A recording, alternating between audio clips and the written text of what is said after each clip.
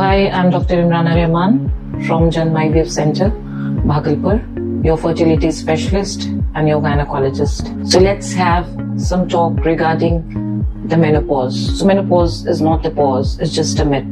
Let's explore this myth. We need to understand it's not the age, it's not the end, it's just the beginning. Where a woman not just ages, she evolves. What exactly it is, what women experiences during this phase of menopause. This is the cessation, that means the stopping of your menses for 12 consecutive cycles. That means आपकी जो माहवारी है वो 12 महीनों तक लगातार रुक जाती है, तो इसे हम मेनोपॉज समझते हैं। लेकिन इसके लिए कुछ टेस्ट है कंफर्म करने के लिए, जो हम जान सकते हैं FSH और LH लेवल से और ईस्ट्रोजन। तो FSH और LH अगर हमारा 25 की संख्या से ऊपर चला जाता है, इसका मतलब ये मेनोपॉज में हम एंट्री कर चुके हैं। तो मेनोपॉज हमें इसलिए होता है कि हमारी जो अंडों की जो गुणवत्ता है, उसकी संख्या है, तो ओवेरियन फंक्शन को डिक्लाइन कर जाता है और वो कम हो जाता है, और जो हमारी ईस्ट्रोजन, प्रोजेस्टेरोन, टेस्टोस्टेरोन हार्मोन ये सब नीचे चली जाती हैं। इसमें सबसे ज्यादा हमें जो तकलीफ आती है 40 to 45% फीमेल्स में वो है हॉट फ्लैशेस। दैट मीन्स वो गर्म ठंडा लगना, पसीने आना, दिल की धड़कनों का तेज रफ्तार से दौड़ना और उनकी हड्डियों का कमजोर भी हो जाना, क्योंकि ईस्ट्रोजन जो है वो हमें एक प्रोटेक्शन देता है, बिल्कुल अम्ब्रेला की तरह through out our body system. एक फीमेल को बहुत स्ट्रॉन्ग बनाता है। तो अपने कंटेम्पररी मेल काउंटरपार्ट से उन्हें इस चीज के लिए एक ब्लेसिंग मिली हुई है ईस्ट्रोजन के फॉर्म में।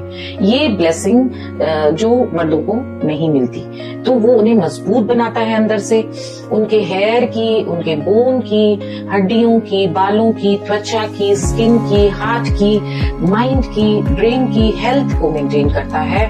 फीमेल्स को हार्ट अटैक इसलिए जल्दी नहीं आता है, और ये सारी की क्षमता को बढ़ाने में ईस्ट्रोजन का बहुत बड़ा रोल है। लेकिन जब आपको साइकोलॉजिकल कुछ सिम्टम्स आए मेनोपॉज के दौरान, जब ये इससे गुजर रहे होते हैं, क्योंकि ये नेचुरल एंट्री है हमारे एज के साथ, जो हर महिला को इससे गुजरना है, ये कोई, लेकिन हाँ ये सर्जिकल भी हो सकता है। अगर हम अपनी यूट्रस को निकलवा लें, ओवरीज को निकलवा लें, किसी कोई परेशानी के तहत अगर उसमें गांठें हो गई या आपको बहुत ज्यादा ब्लीडिंग हो रही है, तो वो सर्जिकल मेनोपॉज होता है।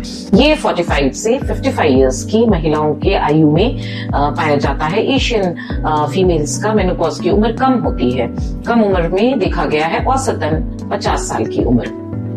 और इसमें हमें अपने पे फोकस करने की जरूरत होती है। हमारी अच्छी डाइट होनी चाहिए। इन सब चीजों से बचने के लिए हमारी कंसंट्रेशन, ब्रेन फॉग, हमारी स्लीप हाइजीन को अच्छा होना है, हमारी खान पान को खास के हाइड्रेशन हुआ, पानी पीना, और क्योंकि इसमें रिकरेंट यूरिनरी इन्फेक्शन हो सकता है, पेशाब में वजाइनल इन्फेक्शन होता है, वजाइनल ड्राइनेस हो सकता है, योनि में सूखापन आना, बार बार UTI होना, और लेस लिबिडो हो सकता है, और साथ में कुछ संक्रमण जो है जो रिलेटेड है, क्योंकि ईस्ट्रोजन जो ऐसी जैसे त्वचा की रक्षा करता है, हमारे वजाइनल और यूट्राइन एपिथेलियम की भी रक्षा करता है। तो ये जो कवच है, ये जो हमें जो ये क्राउन है, ये हट जाता है, और इसकी वजह से हम एक्सपोज हो जाते हैं, और हमारी सब चीज जो हमारी क्षमताएं हैं रोग प्रतिरोधक, वो क्षीण हो जाती हैं, वो कम होने लगती हैं। तो हमें इसे वापस थोड़ा अपनी मेहनत से, अपने स्ट्रॉन्ग विल पावर से अपने आप को फाइट करना है। एक फीमेल को थ्राइव करने की कोशिश करनी है, नॉट जस्ट सिंपली सर्वाइव। इसे एक बोझ की तरह नहीं लेना, because we are evolving, we are not ageing. ये हमेशा अपने जहन में रखना है और इसको अपने आप को कहना है, क्योंकि यही वक्त होता है, यही उम्र होती है जब हमारे बच्चे भी बड़े हो चुके होते हैं और उन्हें भी कोई करियर की तलाश होती है, हमारे पार्टनर भी एज कर रहे होते हैं, उन्हें भी हमें ध्यान रखना है। लेकिन सबसे पहले हमें अपना ध्यान रखना है, इस वजह से क्योंकि ये वुमेन जो है वो पिलर है एक फैमिली की और अपने सोसाइटी की। तो हमें अपने आप को पहले फोकस करना है, अपनी डाइट, लाइफस्टाइल। डाइट में हमें protein, iron, calcium, vitamin D mandatorily खाना है। ये नहीं कि घर का बच्चा कुचा खाना खा के हम अपनी जिंदगी और खराब कर लें, अपनी क्वालिटी ऑफ लाइफ को डिसरप्ट कर लें। ये बहुत मुश्किल का दौर है।